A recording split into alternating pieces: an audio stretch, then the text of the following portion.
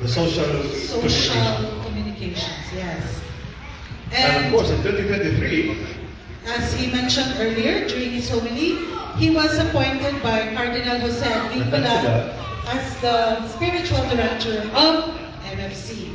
So, brothers and sisters, let's all welcome Father Jojo Buenafe. Thank you, brother and sister. Good afternoon again. Good afternoon, Father! Siyempre, dumayo pa ako galing Pilipinas, kaya dapat sulitin, di ba? I'm Correct. really happy to be here. And when I watch the greetings, the theme of gratitude is there. They are overwhelmed by their experience and they want to give thanks to this community and above all to God for the gift of MFC.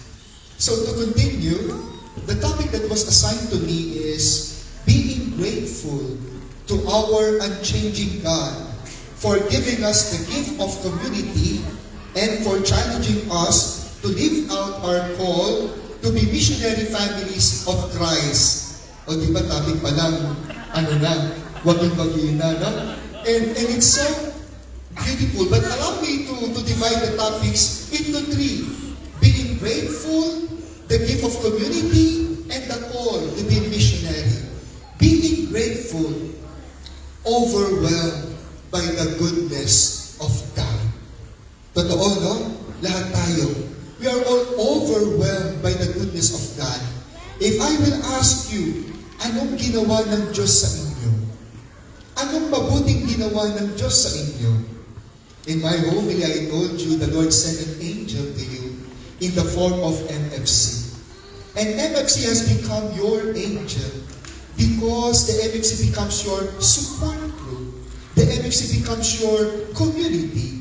The MFC made you to feel that sense of belongingness, which is also in the mind of God, because He intended to create a community in us, as He is also a community in Himself, the Trinitarian community.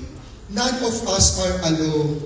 None of us are made to be isolated. As the saying goes, no man is an island. We are all connected. And that is very good that our good Lord has put us all together here. Because here, we experience how it is to be a church. Here, we experience how it is to be with each other. And also here, of course, we are all challenged to become saints. Tama po ba? Kasi if this group is not making you saints, then go out, do not stay. But that in this group, it is very different from other organizations that we have, because here, our aim is holiness. So that we will all be holy, and we will help each other become holy. Why holy? Because we want to enter heaven. And only holy, only saints can enter heaven. That is why make it an aim. A lot of times when we try to figure out, becoming a saint, parang di ata ako papasa dyan Parang hindi ata ako qualified. Sa dami ng ginawa kong kasalanan, napakalayo yung pagiging saint, pagiging banal. Yun ang problema natin A lot of times, we make an excuse, pasensya na. Tao lang. Pasensya na, tao lang. And therefore, becoming a tao becomes lang. Becomes tao lang. Which, mali. When Jesus became man, did He say, sige Lord, magiging tao lang muna ako No. But that He embraced our humanity because He has proven to us that in this state, becoming man, we are capable of saying yes to God. We are capable of glorifying God. And we are capable of saying no to sin, no to temptation.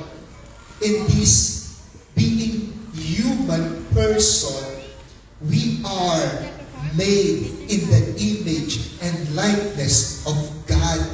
Tayo lang ang nilalang na binigyan ng ganoong regalo na maging kawangis ng Diyos. Kaya sinong galit na galit? Lucifer. Why? Because from the name of Lucifer, he is the angel of light. He bears the light of God. And then when God created us, paano ba nang sinabi, oh Lucifer, hindi ka na nag-iisa ha? Nag-create pa ako ng marami, hindi lang yung liwanag. Pati yung mukha ko, binigay ko sa kanila. What? You only gave me your light. And then what? And when Jesus became man, it was like, I would never serve man.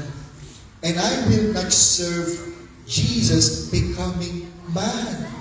That is why it has been his purpose, the devil, Lucifer, to take that light away from us, to take the image of God away from us.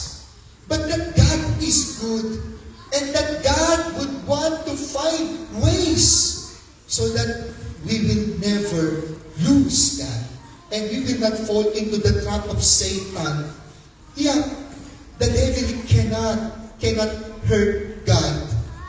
You know that. He can't hurt God. He doesn't have the capacity to hurt God.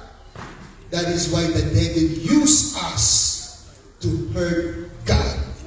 Because when we falter, when we become disobedient, when we become like Satan, God is hurt. And He is hurt with the ones He loved. Yun ang katotohanan. Hindi kasi kaya ng demonyo saktan direkta ang Diyos. Pero sa papaanong paraan niya, sinasaktan ang Diyos. Ginagamit tayo para saktan ang Diyos. Sapagkat tayo ang tunay na kakasakit sa puso ng Diyos. Kaya nga pag naisip natin ito, don't give the devil the chance to hurt God through us.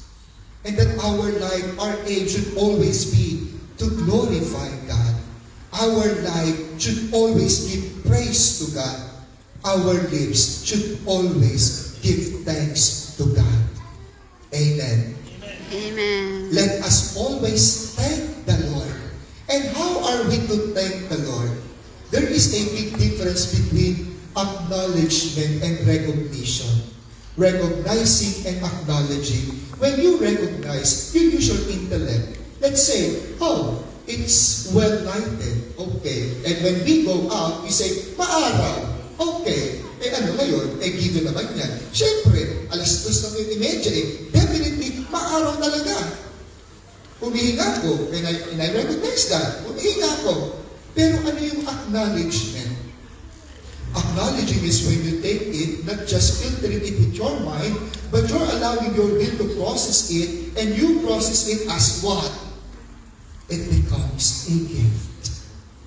And then we go out, and we see sunlight, and we say, how good the Lord is. He provides the light for us.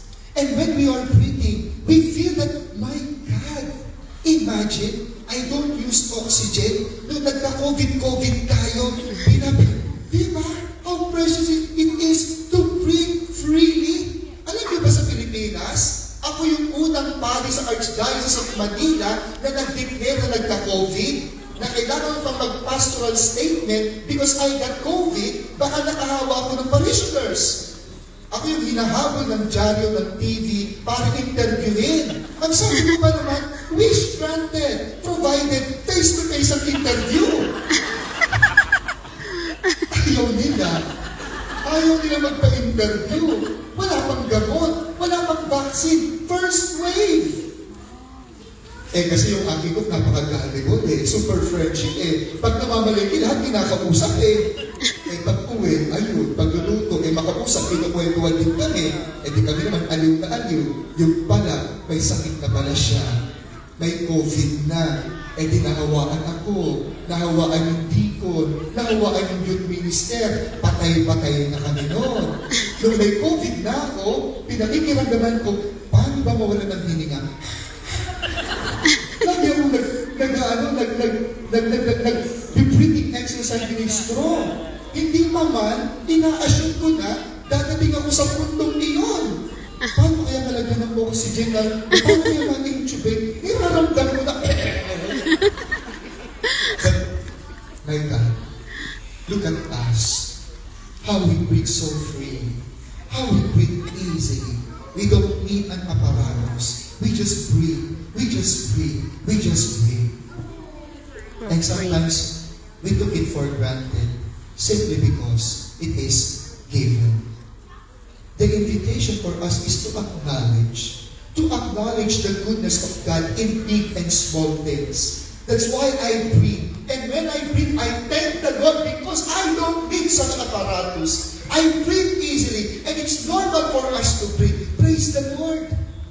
That is acknowledging that when you wake up, you say, praise the Lord, I have another day. I have another day to serve. I have another day to love. I have another day to feel you.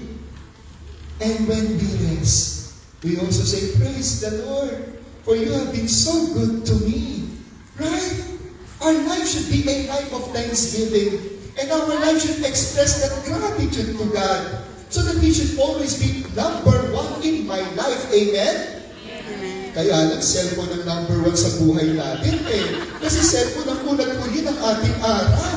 Ang cellphone ang unang-una, hindi pa man nakaka-recover yung mata mo sa pagkakatulog, ganun ka na. Ano yung mga message ko? Di ba? Kasi sino ka na kaagad. And then before you go to sleep, what do you do last? Check on your cell phone. Put on the alarm mode. Put on the silent mode. Cellphone! Cellphone has become our new divine.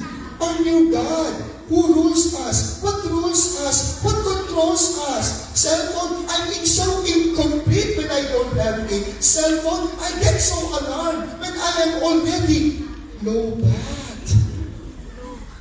But in my spiritual life, minsan, I took it for granted. Buti na lang may NFC to remind us that God should be on top, that God should be my priority. That my life, as I breathe, I inhale grace. And I exhale gratitude. Grace, gratitude. We take in the grace of God, and the fruit of that should be praise the Lord. Gratitude to God. Thank you, Lord. Thank you, Lord. Family is a gift. And you have to acknowledge that. Don't just recognize that you were born in a family. You should acknowledge it. Sometimes we even complain to God, Lord, pwede mo naman sana akong pinanganak na Chinese. Pwede mo naman sana akong pinanganak na Amerikano. Nang hindi na ako maghirap magpaputi. Nang hindi na ako mahirap magpa-nose-tip. Nang hindi na ako mahirap i-alter yung pagmumukha ko. And we complain a lot to God. But we never give thanks that God has given us this complexion, this face, because it is a gift. And look, what did you do? You alter your nose. And what happened next? Nagkaroon ng bump. Nagkaroon ng what? Parang road lang. Anong tawag doon? Humps. Nagkaroon ng humps. And anong nirereklamo mo? Anong sinasabi mo kay Lord? Lord, ibalik na lang sa dati. Maganda naman pala yung una Maangal lang tayo.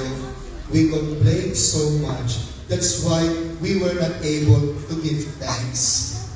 Basically, it is in not in having what you want in life, but in wanting what you have in life. There lies happiness.